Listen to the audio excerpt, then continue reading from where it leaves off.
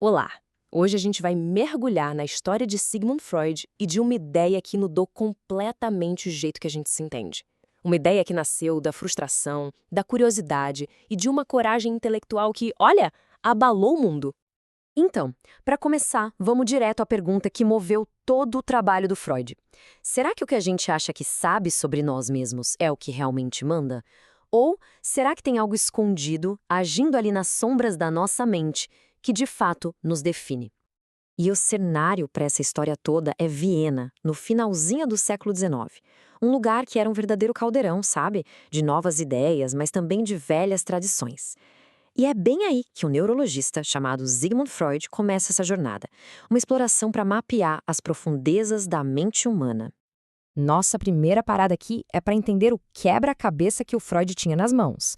Um mistério que a medicina da época simplesmente não sabia como resolver. Imagina só a frustração. O próprio Freud admitiu que se sentia completamente desanimado com os tratamentos que existiam. As doenças nervosas eram um enigma, e as ferramentas que ele tinha, como a eletroterapia, pareciam não adiantar nada. Havia um sofrimento real ali, que a medicina simplesmente não conseguia alcançar. E aí, acontece um momento que muda tudo. Um colega, comentando sobre um caso, solta essa frase. Meio que do nada. Essas coisas são sempre secrets da alcova, ou seja, segredos de alcova. Freud conta que ficou quase paralisado de espanto. A sugestão de que a causa do sofrimento não estava no cérebro físico, mas sim escondida na vida íntima, na sexualidade, nossa, foi um choque. Uma semente perigosa tinha acabado de ser plantada. Ok, se a causa do problema estava escondida, como é que se chega até ela? Era preciso uma chave nova, uma técnica diferente que se tornaria mais tarde a base da psicanálise. Agora, o que é muito interessante aqui é essa transição. O método inicial do colega dele, o Breuer, usava a hipnose. Só que Freud percebeu uma coisa fundamental. A hipnose meio que pulava as defesas da mente. Foi justamente quando ele abandonou a hipnose e criou a associação livre que a psicanálise de fato começou a nascer. A ideia não era mais dar a volta nas barreiras, era entender por que elas existiam. E aí vem a grande sacada.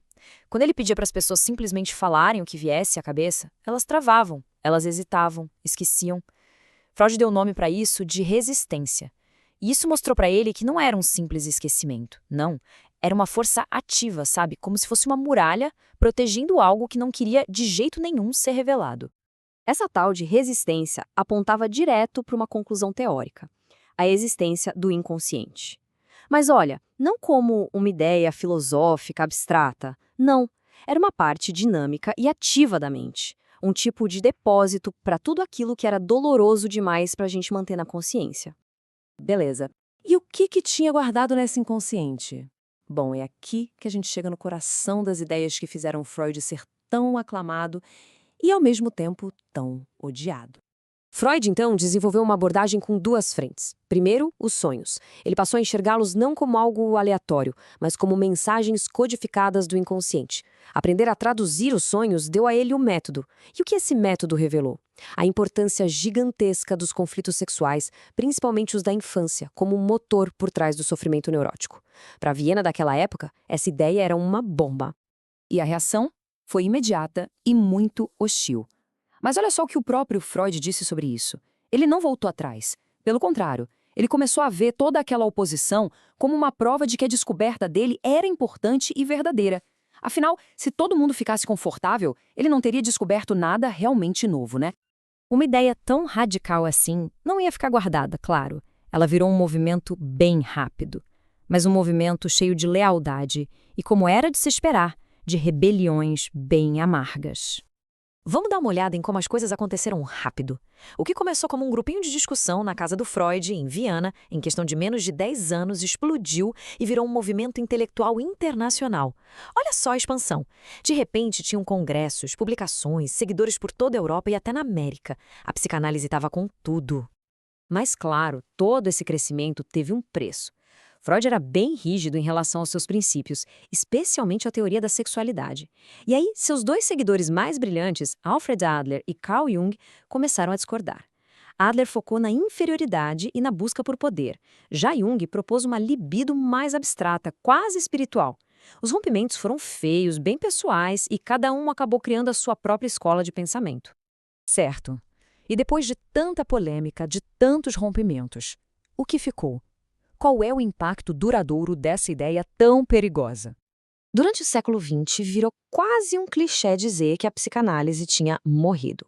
O próprio Freud escreveu que leu pelo menos uma dúzia de vezes que a criação dele estava morta, derrotada e eliminada de uma vez por todas. Só que a história foi bem diferente. Talvez a psicanálise tenha se transformado dentro dos consultórios, mas as ideias dela vazaram para a cultura de um jeito impressionante. O jeito que a gente entende arte, literatura, nossos sonhos, a infância, a religião, tudo isso foi profundamente moldado por Freud. Ele, no fundo, nos deu uma linguagem nova para falar sobre nós mesmos. E isso tudo nos deixa com uma última pergunta, que é bem inquietante.